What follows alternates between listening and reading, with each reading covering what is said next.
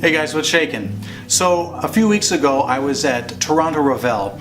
Toronto Revel is a awesome study group here in Toronto that basically gets together once a month, composers, music enthusiasts, musicians of all kinds, to basically study orchestral music just for the love of it is the catchphrase. It was started in around 2008 by Ron Jones, who is probably best known for being the main composer on Family Guy for many years, recently retired. And he started in LA, and now they have chapters in Tokyo, Chicago, New York. So for each Revel, they'll have a guest speaker on many different topics relating to music, orchestration, and just creative endeavors in general. And the one that I was invited to speak at was about surviving insecurity. It's about the ups and downs of what we do as a profession, being a screen composer, professional musician, a creative person who is trying to make a living doing what they do. So what I want to talk about is the times when you're feeling beaten, a little bit down about your career, feeling lost, self-doubt, fear, insecurity that happens to any person when they're trying to do something that's difficult. The first thing I want to say about this is that if you've chosen to go down the path of being a professional creator, a business person or entrepreneur who uses their creative abilities to try and make money or make a living, like the first thing I want to say about that is you've not chosen an easy path. It's hard, it's challenging, and there's no roadmap for what we do. There's no guiding steps to tell you do this, do that, then do X, Y, and Z, and you'll end up at that place you want to be called Successville. And there's a lot of skill, talent, hard work, and of course luck in order to get to where you're going. So for that, I think we need to give ourselves a break. It's not easy doing what we do. It's not easy pursuing this as a career and finding ourselves in this position where we do feel challenged, where we do feel down, where we do feel like things might be hopeless. That's, I think, part and parcel of being a creative person, and there's no shame in it. I think that's the biggest thing to say about that. One of the things I think we find ourselves doing a lot, especially if you're a composer, is you're sitting in a dark room by yourself and you're working away at your craft, and for many days, if not weeks and months, you're on your own, not really talking to anyone.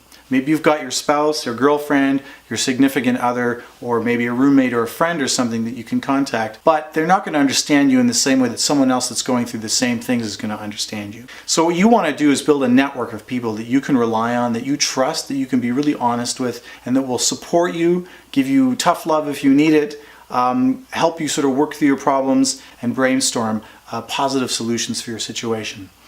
In some cases, these are called success teams or success groups, where a bunch of people that don't necessarily know each other, may not share exactly the same goals, get together, get each other revved up and focused on the task at hand. You'll usually have a list of things that you are responsible for. So another word for this is what's the word for it now? Accountability. That's it. They're accountability teams. So partners, accountability partners. You'll come back to that accountability partner or your team, and they'll say, how did you do this week? And you'll say, well, it was okay. For the first little bit, I got this and that done. And then I kind of sloughed up and they go, well, we'll try better this week or whatever. So you get a little bit of that pressure to get things done. And you get that support that you need to keep going. And most importantly, you have the support of others who are most likely going through the same kind of stuff that you are and really understand where you're coming from. So a big one for me is practicing gratitude. I know this sounds like the same old crap that everyone tells you about, but I got to tell you, there's a reason why this idea is sticking around, because it does actually work. It's really about shifting your perspective and looking at what you have and what you're doing in a different light than what you might be looking at it now. And it has to do with what things actually are versus any kind of like template or overlay that you're putting on it because of where you might be at this particular time. You might say, oh, my career is stalled out. Things aren't going as well as I hoped. I thought I would be further ahead than I was. This and that didn't work out. I'm failing at X, Y, and Z. Instead, gratitude shifts your focus towards all the things that are going right or all the little wins that you may have. And maybe you think they're little wins, but they're actually big wins. In any case, it's really about shifting the mind away from constantly focusing on the things that aren't working out, the things you need to work on, the things that could get better, and shifting it to all the things that are working out great, that are wonderful, and all the ways in which you are wealthy. Now, This doesn't mean money necessarily. Wealth can be measured in many different ways. You can be wealthy in friends. You can be wealthy in good health. You can be wealthy in physical things too. You can be wealthy in creativity, wealthy in opportunities. There's 1,000 ways you can be wealthy. So one really concrete way to get going on this is to keep a gratitude journal, where in the beginning of the day you write down concrete things that you're really grateful for. And these don't have to be huge things. It doesn't have to be amazingly wonderful, explosively big things that they could make a movie about. It can simply be, I'm grateful for the fact that I still have my eyesight. Or I'm grateful for the fact that I get to make music. Or I'm grateful for the love of my parents. There are 1,000 different ways. And there can be the tiniest little thing. I'm grateful for this beautiful sunny day we had today, and that I got to spend some time outside and really enjoy it. When you start to refocus yourself this way, and you do it consistently, it's a very slow, gradual change, but you'll perceptively notice that your mood improves, you're more consistently up, and you're going to be able to see the opportunities that other people are going to miss because they're focused on the negative while you're focused on the positive. In some of my times of being down, which are not that far off, I had a pretty low slump in 2016. I spent a lot of time meditating on my situation and ways that I thought I might dig myself out, or just really trying to look at my problems from many different perspectives and ask myself, what can I do to look at this differently? One thing I realized is that the answer to a lot of my problems, or the strategies that would really work for me, was to do the opposite of what I felt. Now this sounds really strange and it's a little counterintuitive, but it'll make sense in a few moments when I give you some example. When you feel down, when you feel miserable, when you don't feel like you're worth anything or everything's going like crap, one of the biggest things is you feel like not interacting with other people, you barely feel like getting out of bed, and you don't feel like attacking the day. So you're going to sleep in, you're going to be just lethargic. If people ask you to go out, you're probably going to be like, nah, I don't want to talk to them because they might ask me how things are going and have to be honest, or worse, pretend that everything is great. And here's the thing, when you feel that way, you're going to do the opposite of that. So you're going to get up early. You're going to strike out earlier and harder. When you have offers to go out and do things, you're going to take those offers and you're just going to put your best foot forward and project positivity. Why? Because what you're going to get in return are gifts, right? When you're actually going out there and providing this kind of positivity and good feeling outward, that's going to come back to you. If you go out and put out negativity, that comes back to you. So the other one is, if you're feeling stressed about money, your finances are tight and you're feeling like you don't know where the next paycheck is coming from, that's the time to go out and make money flow, right? I'm not saying going out, buy yourself a nice present and do all these things for that momentary kind of like, ooh, I bought myself a cool new toy, now I'm distracted from my pain. It's not about throwing away money in a stupid way. I'll give you an example that talks about both of these things. So when I was feeling down, I didn't feel like going out, I didn't feel like doing anything, I didn't feel like interacting with people. I was also worried about money because things weren't going really well financially, and I was concerned that I didn't know where the next paycheck was coming from.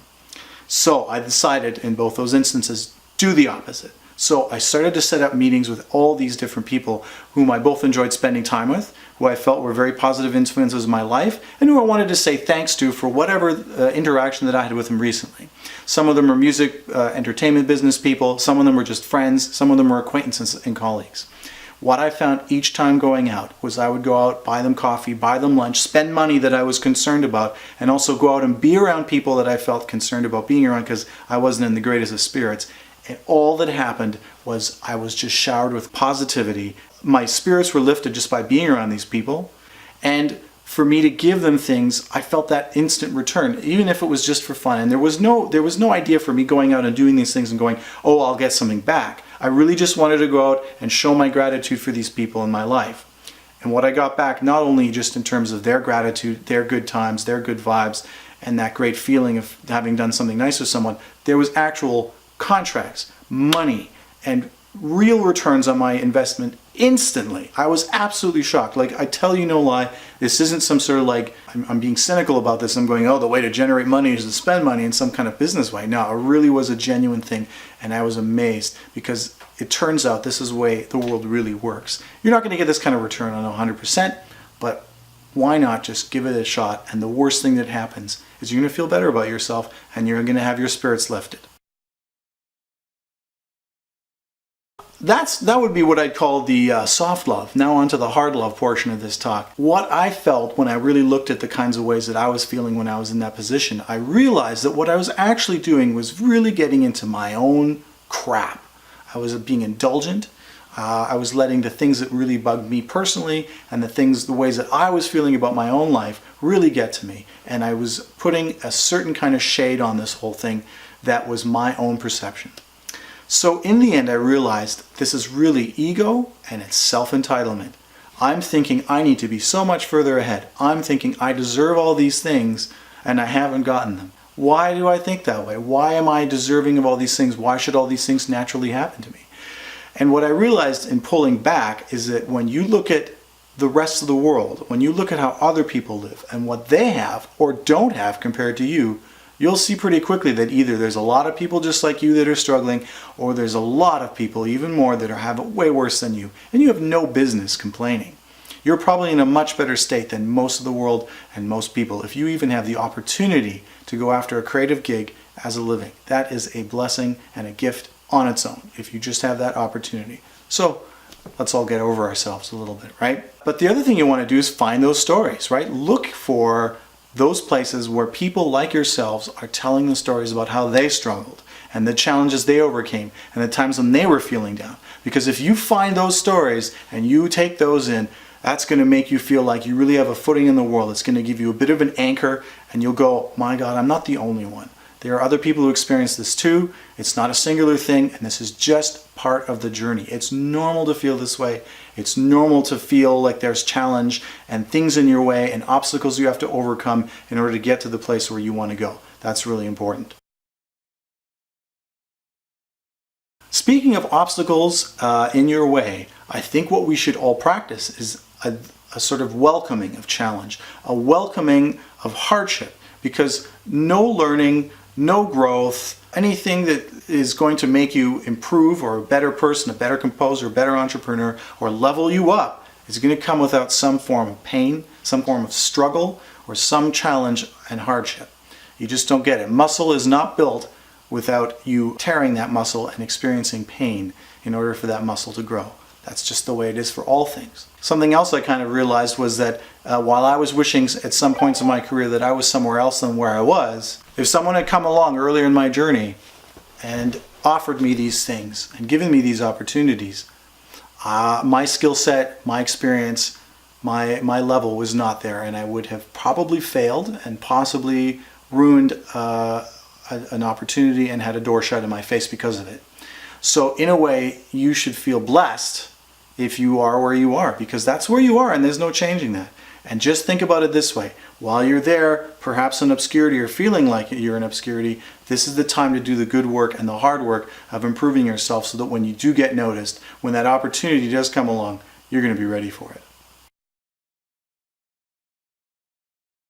So another strategic thing you can do is start your day off with positive inputs. Most of us roll out of bed these days and the first thing we do is look at our phone or get on our computer and get onto good old social media, where guess what? It's all just a slow spiral into negativity.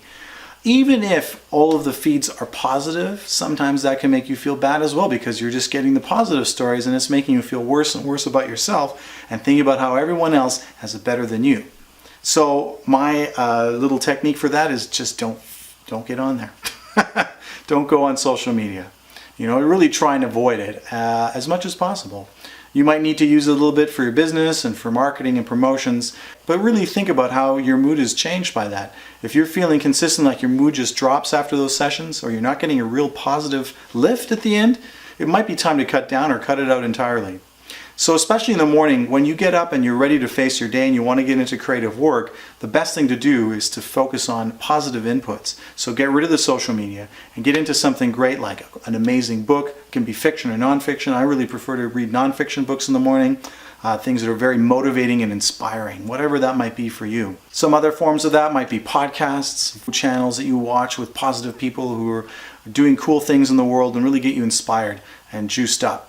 And then you're watching that sort of energy rise within yourself, and when it's time to go, you have your whole system running and humming along, and you can just jump into some great work feeling energized and positive. Finally, I think it's really worth saying this. I would never be the person to tell somebody they should not pursue their career or pursue their dreams. But the other thing is that this business is so fraught with challenge and insecurity. There's no guarantee of any manner of success. It really is what you put in and then a whole lot of luck. If you aren't enjoying the other parts of this business, the networking, the marketing, the sales part of it, when you have to reach out and talk to people and convince them that you're the person to work with, if you find in your pit of your stomach just a dreadful feeling, and if it makes you desperately unhappy and really destroys your mood, it might be something to consider that maybe making this a business is not the best idea. It's not to say that you should quit doing it for fun or you should quit doing it as a collaborative, hobby-based experience, but that might be the most healthy and wonderful thing you can do. There is absolutely nothing wrong and there is no shame in keeping something artistic purely as a hobby. In fact, the word amateur actually comes from the word love, amour, and it really was something directed at people who did something at a very high level. They were artists at the highest degree, but they didn't do it for money, which meant that in a way what they were doing was much more pure and much more focused on just mastery and just craft. So keep that in mind. Just because you see what's out there in the media and you see these big people and celebrities seems to be so important, that's just one construct. It is not the truth, and it doesn't have to be the truth for you or any of us. We can create the careers we want. We can also decide that a career for the artistic endeavor that we're on is not the right idea, and we want to keep the money out of it, we want to keep the business out of it, and just make it a pure thing. As they say in Ravel, just for the love of it. All right, I really hope this was helpful. I have been meditating on these things for a long time. I still struggle with my own feelings of self-doubt and feeling down and lost sometimes on my path. But I return to these principles again and again, and it's the most powerful work I can do to help get myself out of any rut that I've been in. So I hope these are useful to you. I hope you can apply some of these principles. Leave your comments and questions below. If you like what I'm doing, or if you like this video, hit like. If you want to see some more, hit subscribe and the bell if you want to be notified. And I'll leave links below for Toronto Ravel and all the other Ravel groups. If you're in the city where those happens, highly recommend it. They're amazing. All right, we'll see you guys in the next one.